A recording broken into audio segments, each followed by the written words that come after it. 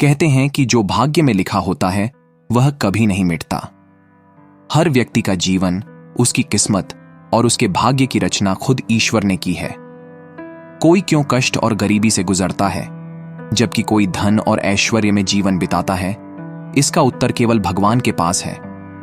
लेकिन क्या भाग्य को बदला जा सकता है? क्या इंसान की मेहनत और कर्म उसके भाग्य को बदल सकते हैं? चलिए आज की कहानी में इस गहरे सवाल का उत्तर खोजते हैं। यह कहानी हमें ले जाती है एक ऐसे पंडित के जीवन की ओर जो अपने बचपन के मित्र से मिलने की यात्रा पर निकलता है। यह मुलाकात उसके जीवन में ऐसा मोड़ लाती है जिससे वह जान पाता है कि भाग्य और कर्म के बीच का संबंध कितना गहरा है। तो आप इस चैनल पे नए हैं तो चैनल को सब्सक्राइब जरूर करें। तो चलिए शुरू करते हैं। बहुत समय पहले देवभूमि नामक एक शांत गांव में एक ज्ञानी पंडित रहा करते थे। पंडित जी को अपने गहन ज्ञान और धार्मिक प्रवचनों के लिए पूरे गांव में आदर पूर्वक सम्मानित किया जाता था। उनके विचार सदैव लोगों के जीवन को बेहतर दिशा में मोड़ते थे। एक दिन पंडित जी ने अपने बचपन के एक प्रिय मित्र से मिलने का निश्चय किया, जो बचपन से ही विकलांग था और पिछले कई सालों से दूसरे गांव में रह रहा था। उनका मित्र एक पैर से लाचार था और बोलने में असमर्थ था। इसलिए पंडित जी ने सोचा कि इतने सालों बाद उससे मिलकर उसे कुछ सुकून और खुशी दी जाए। सूरज की पहली किरणों के साथ ही पंडित जी ने अपने मित्र के गांव की ओर प्रस्थान किया। रास्ता लंबा था और कई गांवों से होकर गुजरता था, लेकिन पंडित जी के मन में अपने मित्र से मिलने की उत्सुकता के कारण वह यात्रा उनके लिए आनंदमय थी। रास्ते में चलते हुए पंडित जी की मुलाकात एक अजनबी व्यक्ति से हुई, जिसने अपना नाम धर्मराज बताया। धर्मराज के साथ यात्रा करते हुए पंडित जी को यह लगा कि अब उनका सफर और भी सहज हो जाएगा। दोनों ने हंसी मजाक और ज्ञानवर्धक बातें करते हुए साथ में यात्रा शुरू की। कुछ समय बाद जब वे एक छोटे गांव के नजदीक पहुंचे तो धर्मराज ने पंडित जी से कहा कि उसे गांव में कुछ काम है और वह थोड़ी देर में उनसे आकर मिलेगा। पंडित जी ने इस पर ज्यादा ध्यान नहीं दिया और खुद आगे बढ़ने लगे। लेकिन थोड़ी ही देर में उस गांव से एक भयानक खबर आई। किसी व्यक्ति की अचानक मौत हो गई थी। धर्मराज जल्दी ही वापस आ गया और पंडित जी के साथ यात्रा पुनः शुरू की।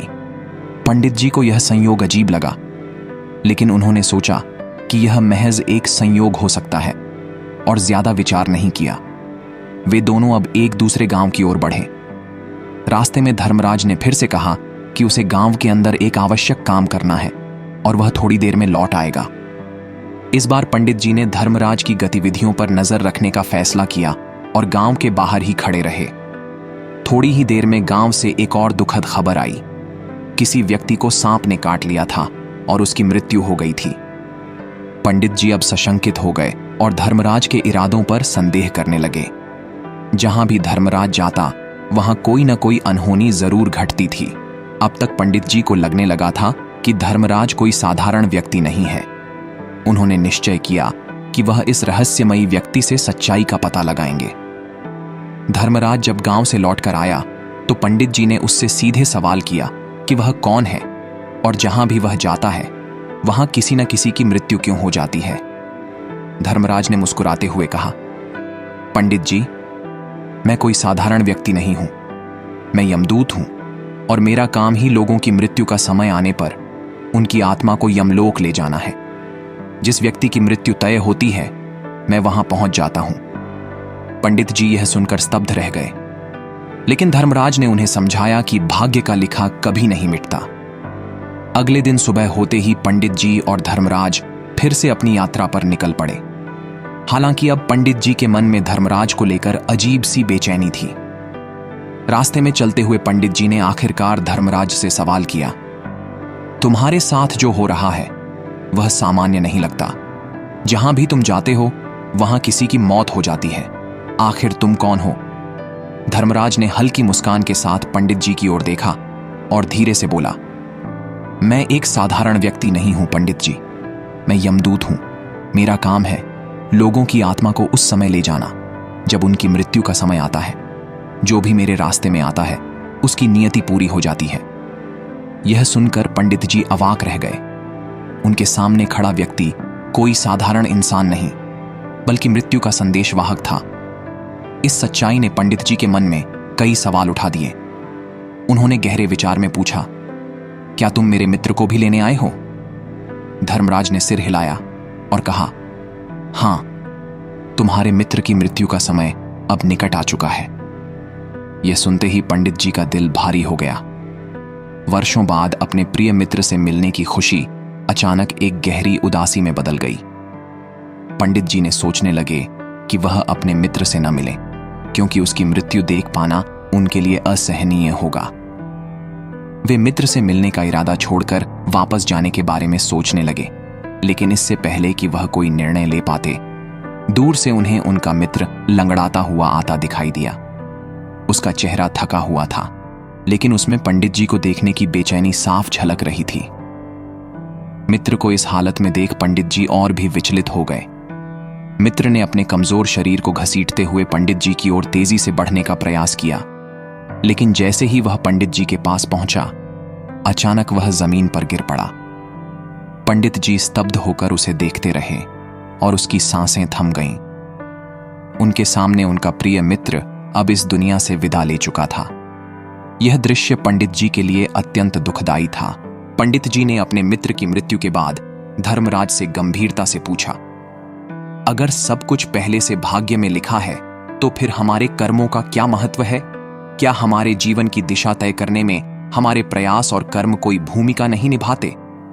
धर्मराज ने गहरी दृष्टि से पंडित जी की ओर देखा और उत्तर दिया, कर्म निश्चित रूप से महत्वपूर्ण है। वे हमारे जीवन की दिशा और हमारे अनुभवों को प्रभावित करते हैं, परंतु भाग्य का लिखा मिटाया नहीं जा सकता। भाग्य और कर्म एक दूसरे से जुड़े हुए हैं, जैसे धारा और उसके किनारे। हमारे कर्म उस धारा को गति देते हैं, लेकिन भाग्य उसकी अंतिम दिशा तय करता है। तुम्हारे मित्र की मृत्यु निश्चित थी, लेकिन उसके जीवन के अंतिम क्षण उसकी इच्छाओं और प्रयासों ने गहरा अर्थ दे दिया। यही उसकी नियति थी और यही उसका कर्म था। धर्मराज की इन बातों ने पंडित जी को गहरे चिंतन में डाल दिया। उन्हें अब स्पष्ट हो गया था कि कर्म और भाग्य दोनों जीवन के अनिवार्य अंग हैं। भाग्य को बदला नहीं जा सकता, लेकिन जीवन में हमारे कर्म उसे अर्थपूर्ण बना सकते हैं। पंडित जी ने महसूस किया कि उनके मित्र ने भी अपनी अंतिम यात्रा में अपने सीमित जीवन में एक गहरे और सच्चे संबंध की खोज की थी। यह उसके कर्मों का परिणाम था कि वह अपनी अंतिम घड़ी में भी अपने प्रिय मित्र से मिल सका। पंडित जी ने सोचा कि अगर उनका मित्र पंडित जी से मिलने की कोशिश नहीं करता, तो शायद उसकी मृत्यु का भी वह अर्थ नहीं होता। यही कर्म की महत्ता थी। मृत्यु का सत्य उनके सामने स्पष्ट हो चुका था। पंडित जी ने अब समझा कि मृत्यु केवल जीवन का अंत नहीं है, बल्कि जीवन का एक हिस्सा है जिसे हम टाल नहीं सकते। यह प्रकृति का नियम है। जैसे जीवन की शुरुआत होती है, वैसे ही उसका अंत भी निश्चित होता है। मृत्यु का सामना करने का सबसे अच्छा तरीका है अपने कर्मों को सही दिशा देना, ताकि जीवन का हर क्षण सार्थक हो सके। पंडित जी ने महसूस किया कि उनके जीवन में अब एक नया दृष्टिकोण आ चुका है। वह जीवन के हर पहलू को गहराई से समझने लगे और अपने कर्मों को सही दिशा में लगाने का संकल्प लिया। अंततः पंडित जी ने धर्मराज से विदा ली और अपने गांव की ओर लौटने का निर्णय लिया। उनका मन अब शांत था, जैसे उन्हें जीवन और मृत्यु का सच्चा अर्थ समझ में आ गया हो। धर्मराज की बातों ने उन्हें आत्मनिरीक्षण की एक नई राह दिखा दी थी। पंडित जी ने यह समझ लिया कि जीवन में हमें जो समय मिलता है, उसे कर्मों के माध्यम से जीना चाहिए। भाग्य को बदला नहीं जा सकता, लेकिन हमारे कर्म ही हमारे जीवन की सच्ची दिशा और उसका उद्देश्य निर्धारित करते हैं। अब पंडित जी अपने शेष जीवन को इसी सत्य के साथ जीने के लिए तैयार थे, बिना किसी डर और संशय के। पंडित जी जब अपने गांव की ओर लौट रहे थे, तो उनके मन में एक नई जागरूकता का उदय हो चुका था।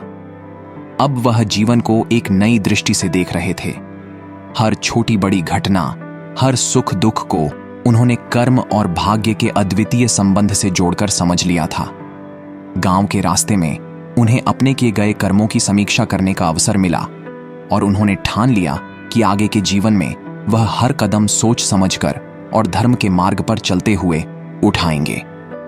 धर्मराज के साथ हुई इस यात्रा ने उनके जीवन को एक नया मोड़ दिया था, जिसे वह कभी नहीं भूल सकते थे। गांव पहुंचते ही पंडित जी ने अपने शिष्यों और गांव वालों के साथ इस घटना को साझा किया। उन्होंने धर्मराज से मिले ज्ञान को गांव वासियों को समझाया ताकि वे भी जीवन में सही मार्ग का अनुसरण कर सकें। पंडित जी का जीवन अब दूसरों को सिखाने और सही कर्मों के मार्ग पर चलने के उद्देश्य से प्रेरित हो चुका था। अब वह हर व्यक्ति को जीवन के क्षणों को सहेजने, सही दिशा में कर्म करने और बिना किसी भय के अपने जीवन को सकारात्मकता से जीने की प्रेरणा देने लगे। पंडित जी की इस नई समझ और उनके द्वारा साझा किए गए अनुभवों ने पूरे गांव में एक गहरी छाप छोड़ी। गांव वाले उनके ज्ञान से प्रभावित हुए और उन्होंने भी अपने जीवन में कर्मों की महत्ता को समझना शुरू किया। पंडित जी अब एक साधारण ज्ञानी व्यक्ति से एक मार्गदर्शक बन चुके थे, जो लोगों को जीवन और मृत्यु के गहरे अर्थों से परिचित करा रहे थे। समय बीतता गया और पंडित जी का यह संदेश गांव से परे भी फैलने लगा। लोग दूर दूर से उनके पास आते, उनसे जीवन की समस्याओं पर मार्गदर्शन मांगते और पंडित जी बड़े धैर्य से उन्हें कर्म और भाग्य के बीच का संतुलन समझाते। इस तरह पंडित जी का जीवन दूसरों को सही राह दिखाने में समर्पित हो गया और वह अपने कर्मों के माध्यम से अपने भाग्य को सार्थक बनाते चले गए। दोस्तों, अगर आपको यह कहानी पसंद आई हो तो इसे अपने मित्रों के साथ साझा करें और हमारे चैनल को सब्सक्राइब करना न भूलें। बुद्ध की आशीर्वाद आपके साथ हमेशा रहे।